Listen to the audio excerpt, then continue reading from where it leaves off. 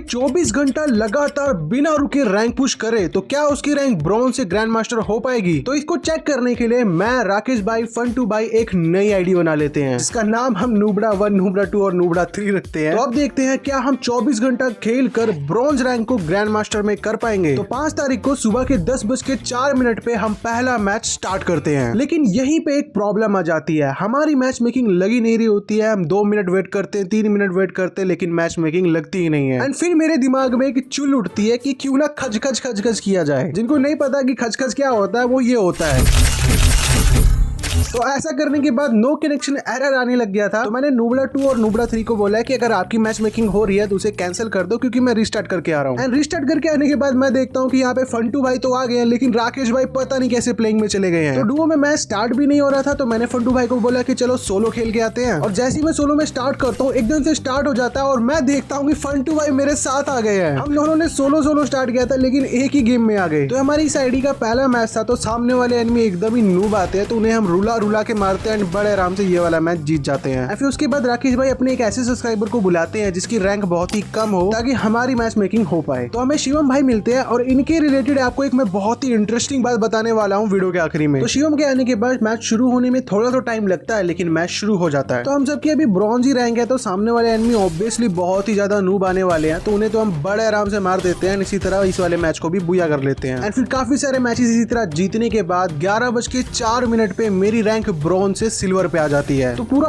1 घंटा लगा ब्रॉन्ज से सिल्वर आने पे। लेकिन आप सब गैस करो कि अगले मैच के बाद क्या हुआ। चलो मैं ही बता देता हूँ। अगले मैच को जीतते ही हमारा रैंक क्लासिफिकेशन हो जाता है एंड सिल्वर से सीधा गोल्ड पे रैंक चली जाती है। तो मैच के अंदर काफी ज्यादा नूब एनिमीज आ रहे थे तो मैंने सोचा कि डेजर्ट ओनली गन चैलेंज कर लेता हूँ। तो पहला राउंड तो 1 किल के साथ विक्ट्री हो जाता है। दूसरे राउंड में फिर मैं डेजर्ट ईगल ले लेता हूँ। मैं बोलता तो फन2 भाई और राकेश भाई को भी हूँ लेकिन वो लेते नहीं है, पता नहीं क्यों। तो राउंड स्टार्ट होने के बाद मैं बेक ऑफ आगे जाता हूँ। यहाँ वुडन बॉक्स पे मुझे एक एनिमी दिखता है जिसमें मैं थोड़ा सा डैमेज देता हूँ लेकिन वो कवर में चला जाता है। तो मैं जल्दी से तासियो का यूज करके पहले इस साइड आता हूँ एंड फिर वन टैप मारने की कोशिश तो करता हूँ लेकिन बॉडी लग जाता है। एंड फिर एक और एनिमी यहाँ होता है जिसे मैं ड्रैग हेडशॉट मारने की कोशिश तो करता हूँ लेकिन उसे भी बॉडी लग जाता है। एंड फिर आगे वाला एनिमी भी यहीं पे होता है जिसमें मैं पूरा ट्राई करता हूँ इसे तो मैं हेडशॉट से ही मारूंगा लेकिन इस बार मेरे टीम में इस एनिमी को मार देते हैं। तो तीसरे राउंड में मैं ज्यादा किल ही नहीं कर पाता एंड चौथा राउंड स्टार्ट होने के बाद मैं जल्दी से आगे जाता हूँ। तो अब आपको मैं दिखाता हूँ कि नूब्स को हेडशॉट कैसे मारते हैं। सामने से एक एनिमी सीधा भागते हुए आ रहा होता है उसे मैं इजीली वन टैप मार देता हूँ एंड उसे फिनिश कर जाता हूँ कि पीछे को एनिमी आ जाता है उसे भी हेडशॉट लग जाता है। एंड मैं सोचता हूँ कि मैं क्वार्टर किल करूंगा ओनली हेडशॉट मार के, लेकिन मेरे टीममेट ही बाकी एनिमीज को मार देते हैं। तो हम कोई भी मैच बिना हारे लगातार जीती जा रहे थे। इसी की वजह से हमारा फिर से रैंक क्लासिफिकेशन होता है एंड गोल्ड 1 से सीधा हमें गोल्ड 4 पे भेज दिया जाता है। लेकिन अगर आप देखें तो नूबड़ा 2 यानी कि राकेश भाई इनकी रैंक है प्लेटिनम और हमारी सबकी गोल्ड। तो अब देखते हैं आप सबके अंदर कितना दिमाग है। आप सब मुझे कमेंट करके बताओ कि राकेश भाई की रैंक हम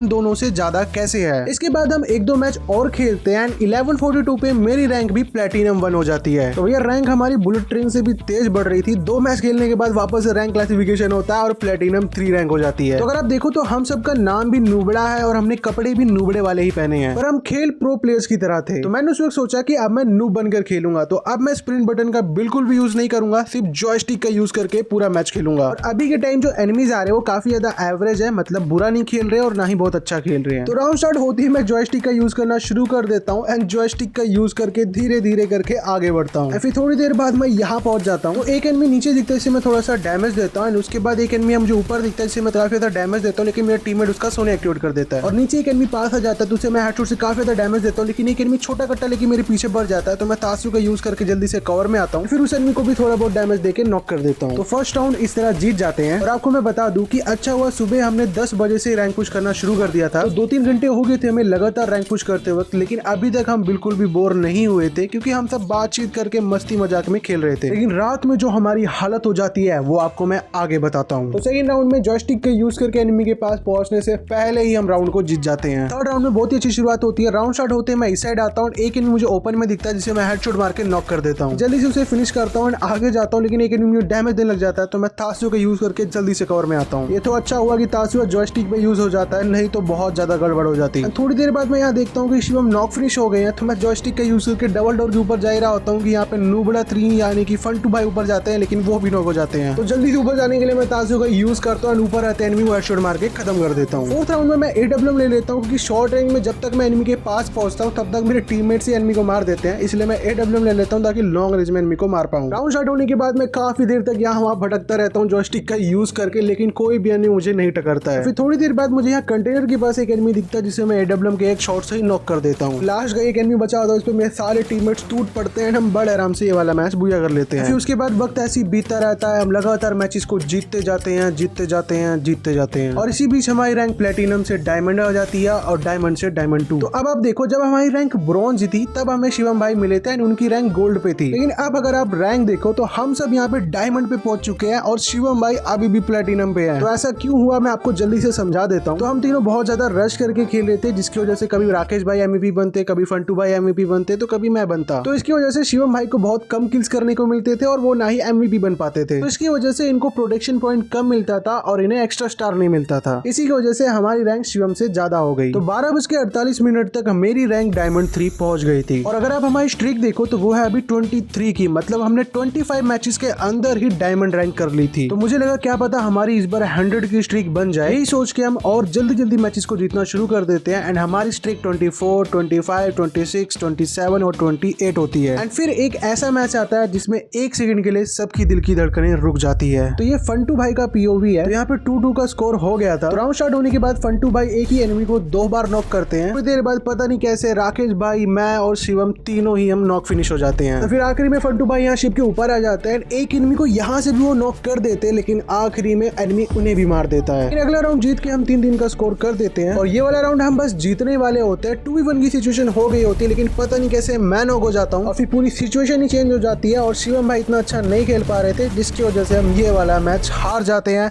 एंड हमारी स्ट्रीक टूट जाती है। लेकिन हम स्ट्रीक बनाने नहीं, रैंक पुश करने आए थे, यही सोच के हम अगला मैच शुरू करते हैं। तो इस मैच में 3-0 का स्कोर ऑलरेडी हो गया था। फिर 4th राउंड स्टार्ट होते ही मैं जल्दी से भाग के ऊपर आता हूँ एंड साइबर मशरूम को तोड़ने के बाद मैं यहाँ ऊपर आता हूँ। मैं तभी देखता हूँ कि एक एनिमी यहाँ ऊपर की साइड आ रहा है, तो जल्दी से भाग के मैं आगे जाता हूँ, इस एनिमी को काफी ज्यादा डैमेज देके नॉक कर देता हूँ। लेकिन तभी नूबड़ा 2 नॉक हो जाते हैं और लूट करके मैं जैसे उठता हूँ मुझे एक एनिमी दिखता है, जिसे मैं AWM से थोड़ा सा डैमेज देता हूँ, उसका सोने एक्टिवेट भी कर देता हूँ, पर वो मुझे नॉक कर देता है। वो तो अच्छा हुआ शिवम भाई साथ में थे तो जल्दी से रिवाइव देते हैं। मैं मेडी मारने से पहले एक ग्रेनेड कुक करके वहाँ फेंक देता हूँ ताकि वो एनिमी रिवाइव होते वापस से नॉक हो जाए। फिर हील कंप्लीट करने के बाद मैं जैसे यहाँ पे पहुंचता हूँ शिवम भाई भी नॉक फिनिश हो जाते हैं। तो अब मुझे 1v2 करना था, लेकिन उससे पहले आप देखो, आपने कभी क्या ये बास्केटबॉल पे जूता लटका हुआ देखा था? तो मुझे पता था सामने वाले एनिमी इतने भी प्रो नहीं है, तो मैं मस्ती में खेल रहा था। एंड तभी मैं देखता हूँ एक एनिमी मेरे पे रश कर रहा है, तो मैं तासु का यूज करके जल्दी से आगे जाता हूँ एंड जैसे ही फायर करता हूँ पता नहीं कैसे हेडशॉट लग जाता है। तो एनिमी को फिनिश करने के बाद लास्ट वाला एनिमी BC ग्लूवॉल के पीछे होता है, तो मैं उसको वेट करता हूँ, जैसे ही बाहर निकलता हूँ उसे डैमेज दे देता हूँ। तो मैं सोचता हूँ ये बाहर निकलेगा, निकलता नहीं, तो मैं इसकी ग्लूवॉल तोड़ देता हूँ, लेकिन ये एनिमी गायब हो जाता है। एंड फिर मैं देखता हूँ एनिमी का यहाँ पे हेड दिख रहा होता है, तो मैं जैसे ही एम करता हूँ एनिमी बाहर आता है और पता नहीं कैसे उसे भी हेडशॉट लगता है। ये वाला मैच हम बड़े आराम से बुया कर लेते हैं। एंड फिर इसी तरह हम काफी सारे मैचेस लगातार और जीतते हैं और ठीक 2:08 पे मेरी रैंक डायमंड 4 से हीरोइक हो जाती है। तो सिर्फ 4 घंटे के अंदर हमने अपनी रैंक ब्रॉन्ज से हीरोइक कर ली थी। तो हीरोइक रैंक करने के बाद काफी अच्छे एनिमीज आने लग जाते हैं, तो उनके साथ काफी सारे मैच हम हार भी जाते हैं, जिसकी वजह से हमारी स्ट्रीक टूट जाती है। लेकिन दोबारा से हम 9 की स्ट्रीक बना लेते हैं और लगभग 7 बजे तक रैंक हीरोइक 24 हो जाती है। एंड फिर बस 1 स्टार चाहिए होता है लाइट हीरोइक करने के लिए, लेकिन हमें खेलते खेलते काफी ज्यादा टाइम हो गया था, जिसकी वजह से हम थोड़ा बहुत बोर फील करने लग गए थे और इसी चक्कर में हम ये वाला मैच हार जाते हैं। वो तो प्रोडक्शन पॉइंट की वजह से रैंक बच जाती है। फिर अगले मैच में भी कुछ ऐसा ही होता है, पहला राउंड हम जीत जाते हैं, फिर दूसरा और तीसरा एनिमी। लेकिन पिछली मैच की तरह इस बार नहीं होने देना था, इसलिए चौथा राउंड हम जीतते हैं और 5वां राउंड एनिमी। एंड फिर अगले राउंड में बहुत ही कमाल की चीज होती है, जैसे मैं यहाँ पे आता हूँ मुझे एनिमी दिखता है, उसे मैं बड़े आराम से नॉक कर देता हूँ। फिर जैसे ही मैं अंदर जाता हूँ एक एनिमी मुझे दिखता है, जिसे मैं थोड़ा सा ही डैमेज देता हूँ, वो भी नॉक हो जाता है। और यहाँ ऊपर आने के बाद जोन में एक एनिमी दिखता है, तो उसे मैं नॉक करता हूँ और